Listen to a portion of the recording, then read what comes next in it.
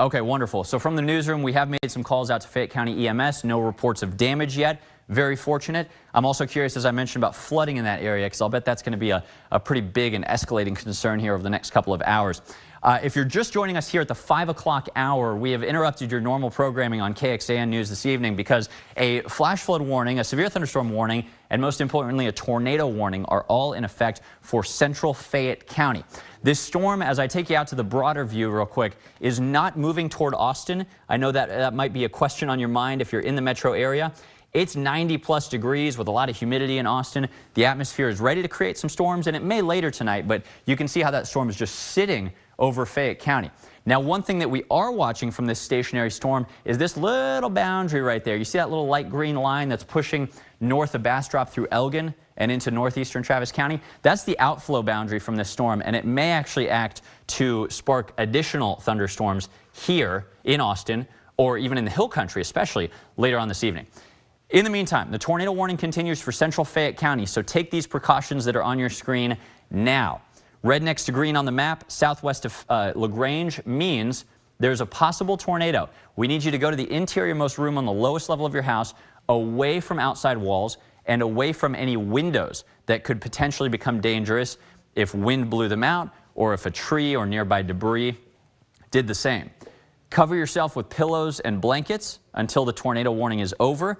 You can turn on KXAN, turn up the volume, or stream us from your phone or from your laptop, and we'll be able to tell you when it's safe to come back out of your tornado safe place. But in central Fayette County, we also need you to leave mobile homes for sturdier structure, because mobile homes are not made to withstand even strong thunderstorm winds, much less what this storm is capable of producing, which is a tornado. As we take you back to the hail scope, let me show you why a severe thunderstorm warning is in effect, including LaGrange. The hail size is now pulsing up again southwest of LaGrange to possibly golf ball or egg size. This is big enough to damage your vehicle, possibly even your roof and the siding on your house if this is wind blown and coming in from the side. This hail is just pounding kind of the same areas over and over as this storm remains stationary over that same area. Let's check back in now on the rain estimates, and you can see these continue to grow as well. We'll have to remove a couple of these warning layers to be able to query correctly these rainfall estimates, but look at this. On the southwest west side of LaGrange, we've got some radar estimates, which are usually pretty on the money, of 4 to 5.5 inches of rain. And I'll tell you, this has fallen in a very short period of time, less than 2 hours out there. So the Colorado River is probably rising in LaGrange and downstream from there toward Columbus.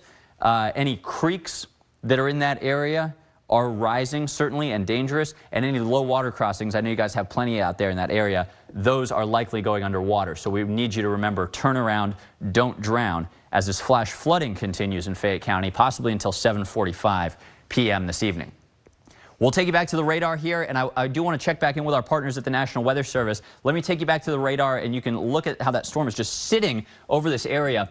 The National Weather Service is continuing the tornado warning for Fayette County until 5:15, so nothing is changing. What they are reporting now is that they're watching a cell over Muldoon for potential additional rotation. Now, as I mentioned, this rotation right now is northeast of Muldoon. Let me zoom in a little bit so you come up on the map. You see Muldoon there on the left side of your screen. You guys are not currently included in the tornado warning, but it's possible now, we're hearing from the Weather Service, that another tornado warning may be issued for that area. So let me show you why. And it looks like on the storm wind detector over the Muldoon area, we're starting to see a little bit of additional rotation out toward Floy and the Muldoon area. So we'll have to watch that. Hopefully that's just very brief and fleeting. The main concern continues to be northeast of Muldoon, where we're seeing this broad rotation inside of the tornado warning. Now you can see, and this is a good sign actually, southwest of LaGrange, we still need to continue our tornado precautions now, but you can see how the rotation, this red next to green, is really broadening. Now it's miles wide instead of being just one pixel right next to the other pixel, which is pretty indicative of a funnel at least. This broader rotation means hopefully it's just up in the mid-levels of the storm. Hopefully it's up in the clouds as opposed to being on the ground. Now, I mentioned a moment ago the possible rotation they're watching now near Muldoon. This is more concerning now, although a tornado warning is not yet in effect, we could see one issued right there, and now I see why the Weather Service is saying that. From Floyd to Muldoon, that's 1 pixel right next to each other, bright green and bright red. That's really strong rotation that's at least briefly showing up, probably in the lower levels of this storm. So if you are in this tornado warned area and continue to think about taking these precautions in Muldoon, we'll need you to take these precautions. Lowest floor of your home or business, cover yourself with blankets, anything you can to protect from flying debris, and leave mobile homes for sturdier structure. National Weather Service again confirming they are keeping an eye on the cell over Muldoon for the potential rotation, but that they're not issuing a tornado warning for that part of the storm quite yet. So we are still on track to have this tornado warning, guys, expire in 9 minutes in the O'Quinn, LaGrange area south of Plum. We have this severe thunderstorm that's capable of producing a potential tornado. Tremendous amounts of lightning that's showing up with this as well, and torrential rain. Until this rotation broadens out a bit more, prompting the National Weather Service to cancel this warning or to let it expire at 5:15, we do need to continue your tornado precautions right now. So in Muldoon, I mentioned that little additional area that we're watching and that we're concerned with closer to you. And I mentioned hopefully that's fleeting, right? And you can see actually just southwest of Muldoon, we've got a couple little red next to green there, a couple little velocity couplets as we call them. This is probably just very brief rotation that's showing up. Here's a new severe thunderstorm warning that includes that area. The National Weather Service warning of a severe thunderstorm in central Fayette County. This warning continues until 6 p.m. Ping pong ball size hail, 60-mile-per-hour wind gusts, and this does include more of Fayette County. But they are also flagging a possible tornado with this. So this is a complicated new thing that the National Weather Service started doing not long ago. They haven't issued a tornado warning for Muldoon, but they've issued a severe thunderstorm warning with a possible tornado. So basically that's a lower confidence possibility of a tornado than a tornado warning, which is, hey, we think it's happening or it's imminent, it's about to happen. So in these areas, Floyd, Muldoon, you don't necessarily need to take your tornado precautions, but I do need you to stay with us and download the KXAN weather app so that it will siren if a tornado warning is issued or expanded for your area. And you can see now some more rotation showing up there near Floyd, those bright greens next to bright reds. I can see why they issued a possible tornado tag, as we call it, on that cell. But the main concern continues to be right here. If we do have a tornado, which, fingers crossed, it doesn't look like it's happening, but if it is, it's right over O'Quinn, southwest of LaGrange. Remember, in LaGrange, we got to keep our tornado precautions going until 5:15 as well. You're right on the edge of that warning, and if it sneaks your way, you will be in danger. But in O'Quinn, this is right under the storm's broad mid-level circulation that we're watching right now. This is not a confirmed tornado at all. Our newsroom, as I mentioned a moment ago, has made calls out to the Fayette County EMS. No reports of damage, fortunately. Hopefully it stays that way. This is just a possible radar-indicated tornado, which we get much more frequently around here. It means we're seeing rotation, we're seeing indications that this storm may be producing a tornado, but it's not necessarily. It hasn't been confirmed yet, and hopefully it stays that way, right? As I broaden out the radar a little bit, you can see the severe thunderstorm warning continues for much of Fayette County as we watch the tornado warning set to expire a little sooner in about 6 minutes. These storms, as I mentioned, are not moving toward Austin, but the boundary that has caused them is. You see that little light green boundary that's moving through Manor right there on your screen? This is called an outflow boundary, and it's going to cool the temperatures dramatically in Austin. It'll feel great. Instead of the hot, humid stuff we've got now. But it may also collide with other boundaries, which can kind of create a storm seemingly out of nowhere. So we're going to be on the lookout for that through the rest of the evening. In the meantime, though, the Bastrop storm is not severe.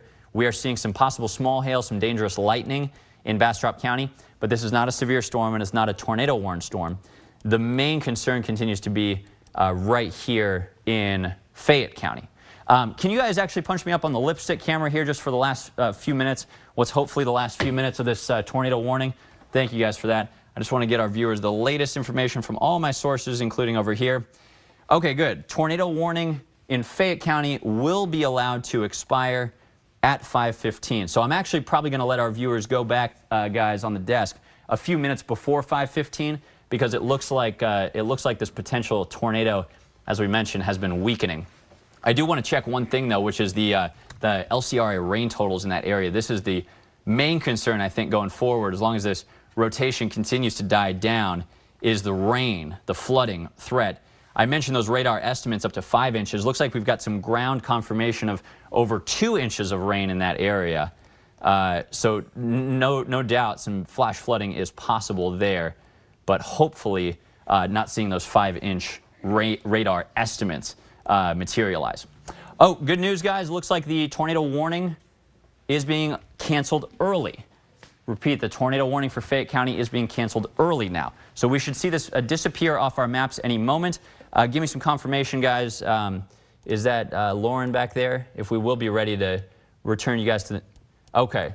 I'm going to send you guys back to the news desk. You see the tornado warning continues on our map here, but again, in Fayette County, the tornado warning has been canceled. This will disappear off the map momentarily.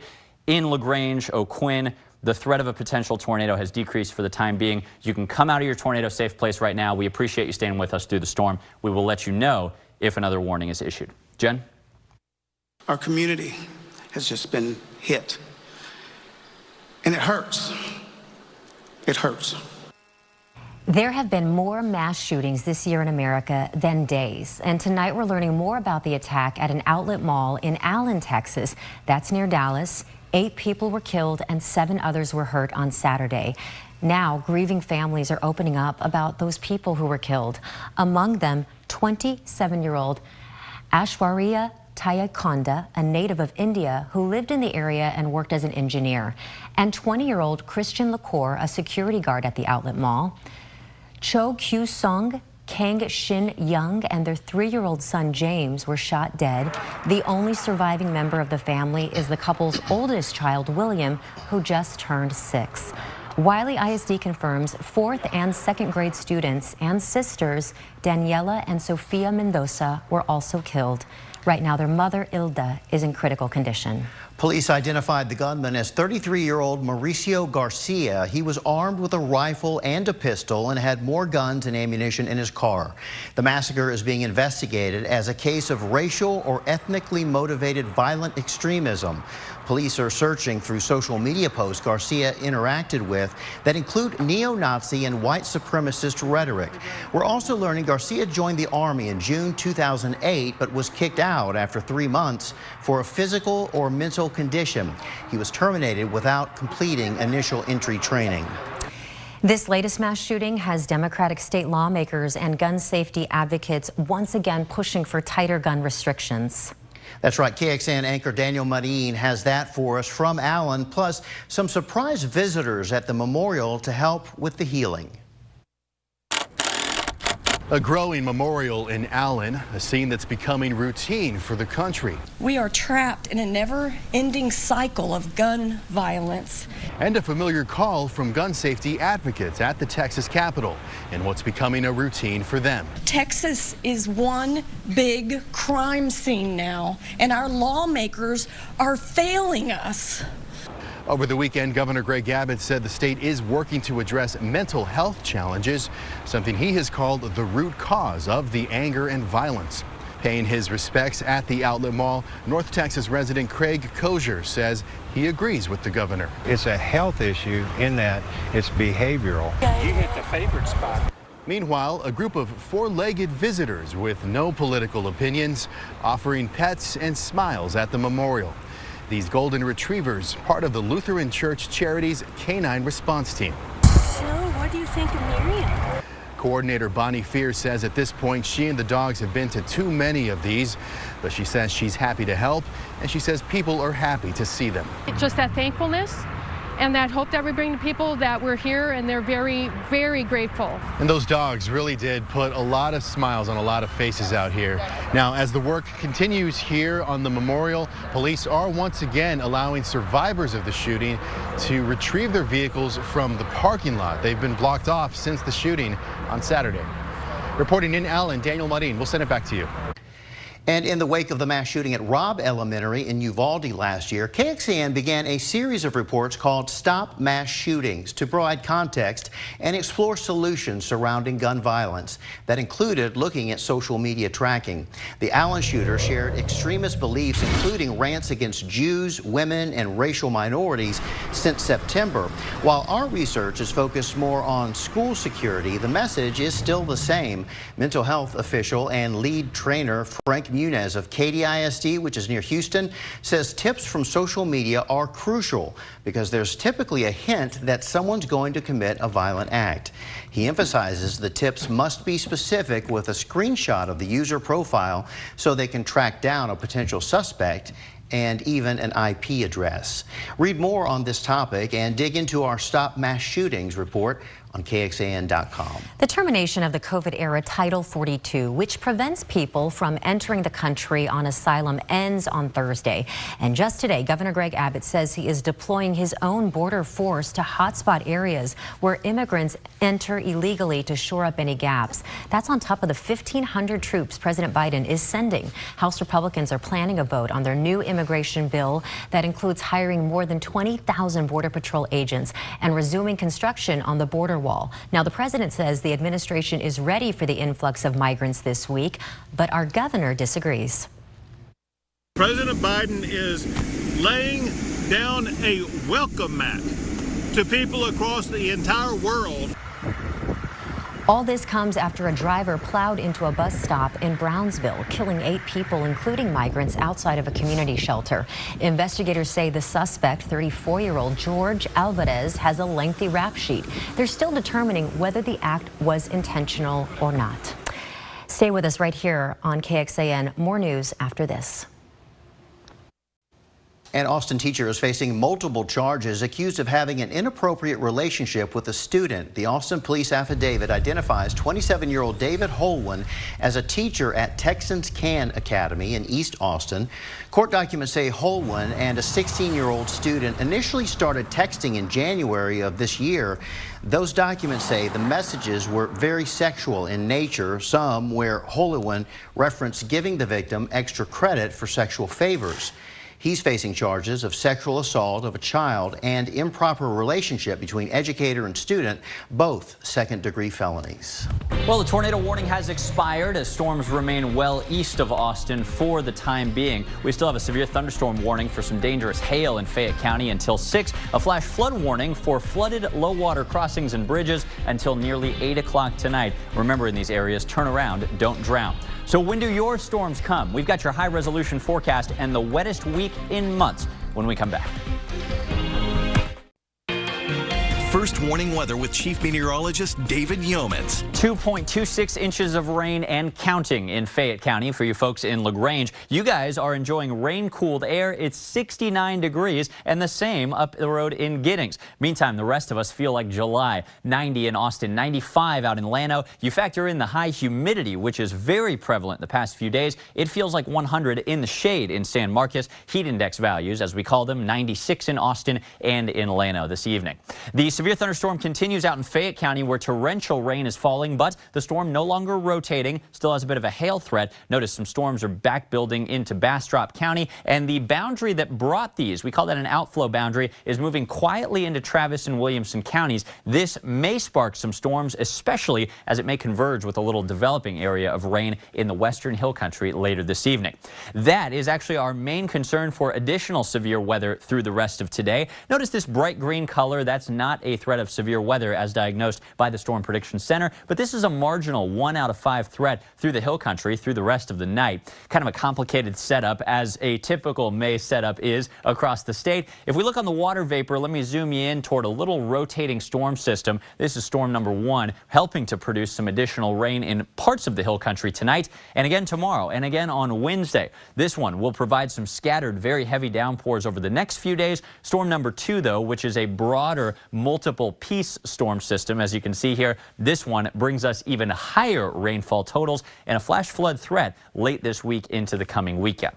Now, there is a decent chance of rain where you live every day, but it's not going to rain every single day. I'll be very clear about that. Tomorrow, the rain is a little more likely. Rain chances taper off a little on Wednesday and Thursday, but Friday, Saturday, and Sunday looks to be the wettest time with more numerous heavy downpours across parts of the area.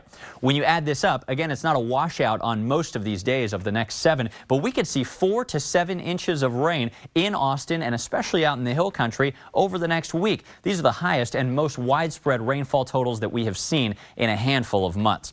So when does the next round come? Well, high-resolution models have a notoriously difficult time pinpointing the storm timing in a setup like this. This one, though, I think is doing a decent job. It shows some scattered storms in our eastern counties this evening. As the boundary moves west, we may see some additional isolated storms pop up in the metro, but then the Hill Country, as those two boundaries collide that I mentioned, a higher threat of some strong storms late this evening, possibly until about 11 o'clock or midnight tonight. Notice the storms may never get that bad tonight in the metro area, but a higher chance of some rain tomorrow. That low pressure system I showed you over Mexico is spinning overhead midday tomorrow. This produces more clouds, cooler weather, and a higher chance of maybe even more scattered downpours than what is shown here, especially tomorrow afternoon and evening during the heating of the day. On Wednesday, though, as that storm number 1 starts to pull away, there is still a chance of some scattered rain. This computer model a little drier. Rain chances, remember, do taper off a little Wednesday before they pick right back up. So tonight, after sundown, only a minimal chance of rain overnight, warm and humid at 70 degrees. Tomorrow will bring your temperatures down below 90 degrees, a higher chance of some scattered storms under mainly cloudy skies. Rain, again, not guaranteed at all over the next few days, but the time we get toward the weekend, 80%, 70%, those are high chances of rain, including Mother's Day, and the flash flood threat is a little concerning as it looks right now, Saturday and Sunday. Remember, if we do get into trouble this weekend, turn around, don't drown. Thanks for listening to KXAN News Nightly. You can also listen to KXAN News Today every morning for more in-depth coverage of what matters most to you.